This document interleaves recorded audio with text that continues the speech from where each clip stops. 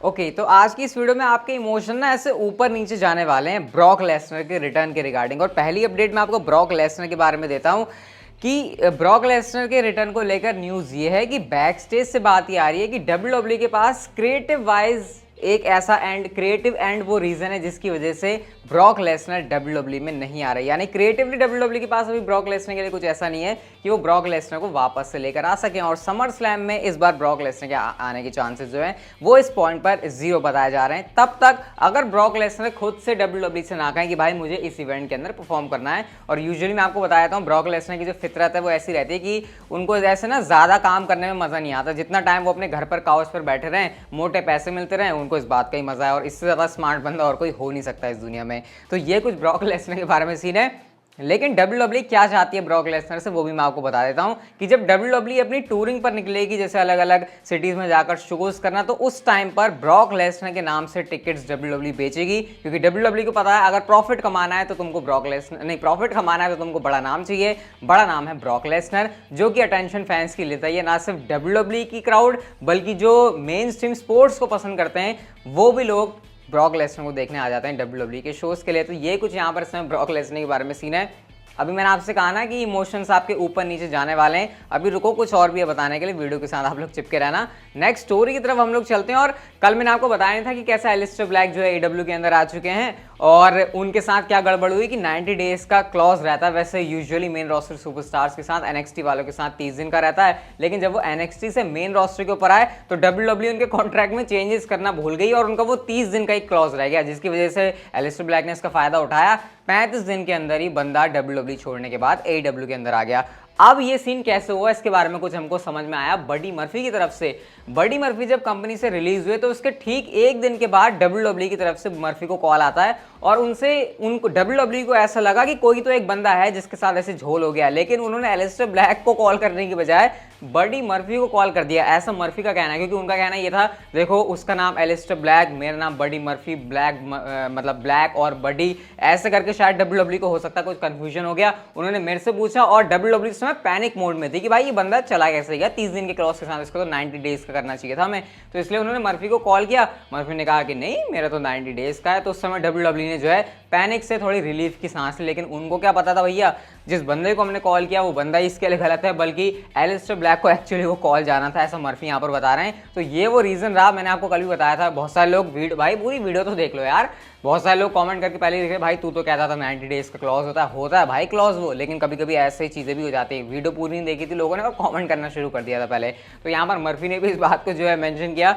हो जाती है भाई, बड़ी बड़ी कंपनीज के अंदर भी ऐसी गलती, और इस इंसिडेंट से हमको ये बात पता चलती है। अच्छा, फाइनली बहुत टाइम के बाद जो फैंस की ख्वाहिश थी ड्रू मैकिंटायर और जिंदर महल की फ्यूड देखने की, वो तो शुरू हो चुकी है मंडे नाइट रॉ के ऊपर। ड्रू मैकिंटायर की स्वॉर्ड भी लेकर भाग गए जिंदर महल। अब इसके ऊपर ड्रू मैकिंटायर का क्या रिएक्शन है वो हमको पता चलता है। और यहाँ पर उन्होंने ये कहा कि जिंदर टेकर को देखकर बहुत अच्छा लगा। जिंदर टेकर मतलब क्योंकि वो बाइक में आए थे ना, तो इस तरीके से उन्होंने शॉट लिया या फिर जिंदर की तारीफ करी, मेरे को तो नहीं पता इस सेंटेंस से क्या मतलब निकालना चाहिए। उन्होंने ये कहा कि चलो बहुत टाइम के बाद एक बंदा जो कि सिर्फ अपना मुंह चला रहा था, उसने रिंग में भी कुछ काम किया, मेरे सामने आकर वो लड़ा जरूर, लेकिन एट दी एंड क्योंकि मुझे जीतना ही था तो जिंदर ने अपने बंदे बुला लिए और इसकी वजह से जो है उसने मेरी स्वॉर्ड भी लेकर वो भाग गया। लेकिन मैं इस बात से गुस्सा नहीं हूँ। इवन जिंदर महल खुश हैं कि एटलीस्ट मेरी स्वॉर्ड लेकर वो भागा है। इसकी वजह से मुझे एक रीजन मिला है जिंदर महल का मुंह अच्छे से तोड़ने के लिए। तो ड्रू मैकिंटायर भाई यहाँ पर काफी तगड़ी इंटेंसिटी के साथ जिंदर महल को रिप्लाई दे रहे हैं और क्लियर पता लग रहा है कि ड्रू मैकिंटायर रुकने तो वाले नहीं। और हमको भी पता है कि जिंदर ड्रू दोनों ही नहीं रुकने वाले। एक पेपर व्यू के अंदर प्रॉब्लली इनकी एक अच्छी सी फ्यूड बनाकर मैच होगा, समर स्लैम में एक्सपेक्टेड है। तो ये जवाब है भाई ड्रू मैकिंटायर का। और मेरे ख्याल से जिंदर महल तुमको ये बात सुन के रखनी चाहिए, क्योंकि ड्रू मैकिंटायर जो बात कहते हैं वो कर भी देते हैं, ऐसा हमने पास्ट में कई बार देखा है। नेक्स्ट स्टोरी की बात करते हैं। तो सेथ रॉलिंस अभी मनी इन द बैंक के लैडर मैच के लिए क्वालिफाई तो नहीं हुए हैं, क्योंकि उनको क्वालिफाई करना है सेजारो के साथ मैच लड़के। और डब्ल्यूडब्ल्यूई ने इसी बात को अपने ट्विटर के ऊपर ट्वीट किया कि नेक्स्ट वीक जो है, अगली स्मैकडाउन मतलब कल की स्मैकडाउन में सेजारो और सेथ रॉलिंस का मैच होगा, जो जीतेगा वो क्वालिफाई कर जाएगा। तो उस वाले ट्वीट पर रिप्लाई करते हुए सेथ रॉलिंस ने इस वाले जीआईएफ को पोस्ट किया है, जहां पर वो अपना जब इससे पहले मनी इन द बैंक जीते थे तो वो निकाल रहे हैं, मतलब वो विन वाला मूवमेंट जो था। और उन्होंने यहाँ पर कैप्शन बड़ा इंटरेस्टिंग लिखा है, history has a way of repeating itself. यानी वो कह रहे हैं कि इतिहास जो है वो अपने आप को दोहराता है। तो सेथ रॉलिंस यहाँ पर पहले से ही बता रहे हैं कि देख लो भैया, मैं पहले भी कर चुका हूँ ये काम और दोबारा से शायद इसके करने के उनके आसार नजर आ रहे हैं। वेल सेथ रॉलिंस पहले तुमको सेजारो से लड़ना पड़ेगा, क्योंकि सेजारो के साथ क्या वो जीतेंगे नहीं जीतेंगे, बहुत ज़्यादा अनप्रेडिक्टेबल ये मैच है। लेकिन हाँ, अगर मैं ये कहूँ कि WWE को स्टार पावर देनी है मनी इन द बैंक के लैडर मैच के लिए, तो डेफिनेटली वो सेथ रॉलिंस के साथ जाएंगे। यहाँ पर सेजारो के लिए थोड़ा सा बुरा जरूर लगेगा, लेकिन ये WWE का प्लान हो सकता है। वेल लेट्स सी, देखते कल की स्मैकडाउन में होता क्या है और क्या सेथ रॉलिंस हिस्ट्री को दोबारा से रिपीट कर पाते हैं या फिर नहीं। अच्छा, दोबारा से एलिस्टर ब्लैक के बारे में बात कर लेते हैं। अभी मर्फी की बात करी थी, वैसे एलिस्टर ब्लैक की बात करते हैं। तो एलिस्टर ब्लैक ने जिस तरीके से अपना डेब्यू किया ना AEW के एपिसोड में, उसके पीछे क्या चल रहा था बिहाइंड द सीन, उन्होंने सारी बात रिवील कर दी अपने ट्विस्ट के ऊपर। सबसे पहले तो उन्होंने ये कहा कि देखो, इस चीज को सीक्रेट रख पाना काफी मुश्किल था कि कैसे मैं ऐसे रिटर्न करूं और किसी को पता भी नहीं चले, क्योंकि एक्चुअल में किसी को पता भी नहीं चला था। हाँ, एक्सपेक्टेड था कि एलिस्टर ब्लैक AEW में जा सकते हैं, लेकिन इसी एपिसोड में आ जाएंगे, भाई ये किसी ने एक्सपेक्ट नहीं किया था। और उन्होंने खुद बताया कि टोटल 5 से 6 लोगों को बात पता थी कि मैं AEW के साथ साइन होने जा रहा हूं और आज मेरी शो के ऊपर अपीयरेंस है। इतना ही नहीं, पहले ही दिन से AEW ने एलिस्टर ब्लैक को कंट्रोल देना भी शुरू कर दिया। ये एलिस्टर ब्लैक का ही आइडिया था कि AEW के शो पर जो है रेगुलर ऐसे टेक्निकल डिफिकल्टीज करके लाइट आने जाने वाला सीन दिखाएंगे। ये खुद एलिस्टर ब्लैक का आइडिया था और AEW को ये अच्छा लगा और उन्होंने कहा कि ठीक है भाई, अगर तुम ऐसा चाहते हो तो हम तुम्हारे लिए कर देंगे।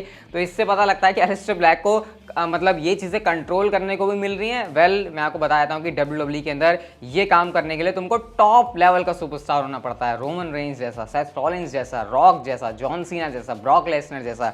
लेकिन अगर आप AEW की बात करो तो यहाँ पर हर एक सुपरस्टार को लगभग फ्रीडम दी जाती है और इसका फायदा यहाँ पर एलिस्टर ब्लैक भी उठा रहे हैं। और वैसे भी एलिस्टर ब्लैक तो भाई हॉट नेम है इस समय, तो उनको फ्रीडम क्यों नहीं मिलेगी। तो यहाँ पर उन्होंने कुछ अंदर की बातें बताई, थोड़ा सा ही कैरेक्टर ब्रेक करने वाला सीन भी होता है, लेकिन हमको कुछ जानने को मिलता है, तो भाई क्या ही जा रहा है इसको जानने में। नेक्स्ट स्टोरी की बात करते हैं तो भाई जॉन सीना के बारे में एक थोड़ी सी बैड न्यूज़ आ गई है समर स्लैम को लेकर। जो अभी तक हमको लग रहा था कि भाई बिल्कुल लॉक है, बस जॉन सीना आएंगे ही आएंगे, कोई दिक्कत नहीं है, लेकिन अब हमको क्या पता चलता है कि जॉन सीना की एक नई मूवी अनाउंस हो चुकी है, जिसके लिए उनको जाना पड़ेगा यूरोप। और ये आर्गाइल है मूवी का नाम, शायद ऐसे ही कुछ है, अगर मैं गलत प्रोनाउंस कर रहा हूँ तो भाई इसके लिए सॉरी, लेकिन है मूवी, बस हमको इससे लेना देना है, क्या है उससे हमको लेना देना नहीं है। तो जॉन सीना समर स्लैम के बाद जाएंगे यूरोप इस मूवी की शूटिंग के लिए। अभी तक जॉन सीना का शेड्यूल समर स्लैम से कुछ दिन पहले पूरा फ्री होने वाला था, उसके बाद का उनका कोई प्रोग्राम नहीं था, लेकिन अब एक उनका प्रोग्राम, एक प्रोजेक्ट आ चुका है उनका मूवी। अब आप बोलोगे ठीक है समर स्लैम के बाद है, क्या दिक्कत है, समर स्लैम कर लो उसके बाद चले जाओ। लेकिन गाइस जैसे कि आपको पता है, जब कोई बंदा किसी मूवी कर रहा होता है तो उसका इंश्योरेंस होता है, और जो मूवी की तरफ से एक होता है कॉन्ट्रैक्ट, वो ये होता है कि भाई तुमको अपने आप को सेफ खेल के रखना है, तुमको कोई भी ऐसी एक्टिविटी नहीं करनी जिसकी वजह से तुम्हारी हेल्थ पर कोई फर्क पड़े, और तुम्हारी हेल्थ पर फर्क पड़ेगा तो हम पे फर्क पड़ेगा, क्योंकि हमारी मूवी है, हमारे सारे शेड्यूल रहते हैं, उसमें इफेक्ट पड़ सकता है, फिर मूवी के ओवरऑल बजट में फर्क पड़ता है, और फिर बात आ जाती है प्रॉफिट एंड लॉस की। थोड़ा डिटेल में समझाने के लिए और बता देता हूं कि हरकुलिस मूवी जब रॉक की आई थी तो उससे पहले उन्होंने रेसलमेनिया 29 के अंदर कंपीट करा था और उसकी वजह से उनको हो गई थी इंजरी। हरकुलिस मूवी पे वाकई में काफी तगड़ा इसका इंपैक्ट पड़ा था। तो अब से जो ये मूवी वाले हैं देख के चलते हैं कि भैया क्या चल रहा है, स्पेशली WWE के अंदर। तो भाई अब सीन ऐसा है कि समर स्लैम में जॉन सीना का शेड्यूल वाली दिक्कत नहीं है, दिक्कत है यहाँ पर कि उसके ठीक बाद उनको यूरोप जाना है मूवी की शूटिंग के लिए। और अगर मूवी वाले जॉन सीना से कहें कि भाई तुम अगर समर स्लैम के अंदर कंपीट कर रहे हो, तुमको इंजरी हो गई, तो इसकी क्या गारंटी है कि तुम हमारी मूवी के शेड्यूल में असर नहीं डालोगे। तो भाई इसकी वजह से जॉन सीना समर स्लैम को मिस कर सकते हैं। वेल मुझे बोलते हुए बहुत बुरा लग रहा है, लेकिन एक्चुअल में अभी फिलहाल जो पहली स्टोरी हमको इसके बारे में पता चली है वो यही है। स्पेकुलेशन ऑलरेडी आनी शुरू हो चुकी है कि भाई जॉन सीना का अब जो मामला है ना समर स्लैम के लिए, एक पॉइंट पर जो हमको लग रहा था कि भाई शेड्यूल फ्री है, जॉन सीना के अपने मूड के ऊपर है, जॉन सीना खुद चाहते हैं, तो भाई कंफर्म ही है, बस बोलने की ही देर है। तो अब यहाँ पर वो थोड़ा सा गड़बड़ाता हुआ नजर आ रहा है।